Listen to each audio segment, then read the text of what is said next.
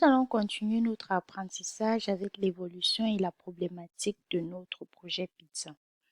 Ici, on souhaite faire évoluer notre pizza en lui donnant par exemple un prix. Donc, ici, on va créer une nouvelle collection prix pizza égale et je vais entrer les prix comme 12,99 virgule. Le point, c'est pour dire la virgule en programmation et pour ajouter un autre élément, on met virgule.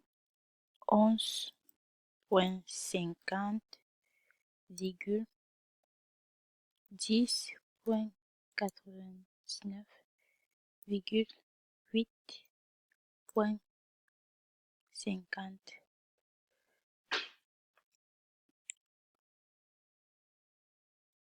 Mais le problème avec ceci est que ça ne sera pas synchrone et ça sera difficile de récupérer les deux index et les afficher de manière simultanée et côte à côte au même moment.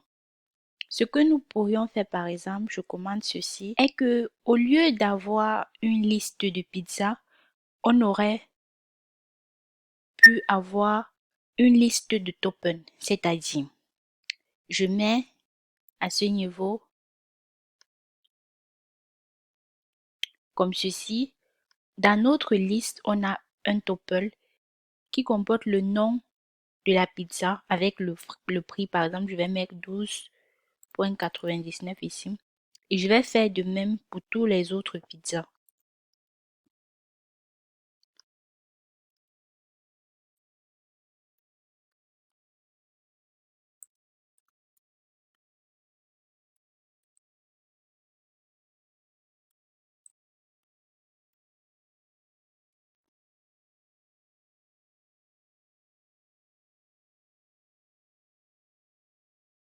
Et maintenant, on va devoir adapter notre programme avec cette nouvelle donnée, cette liste comportant le tuple.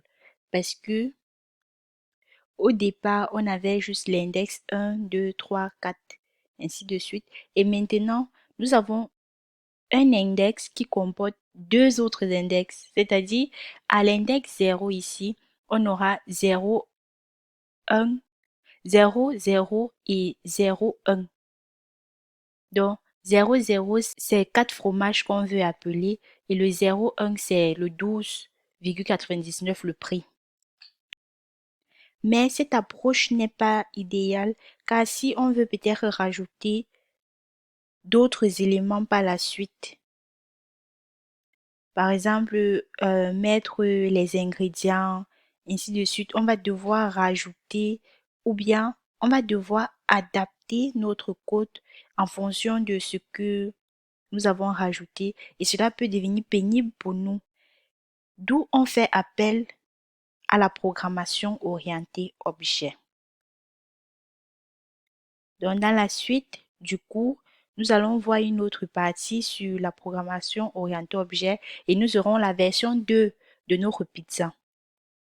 Bon, c'était tout pour cette vidéo. On se dit à la prochaine concernant les dictionnaires.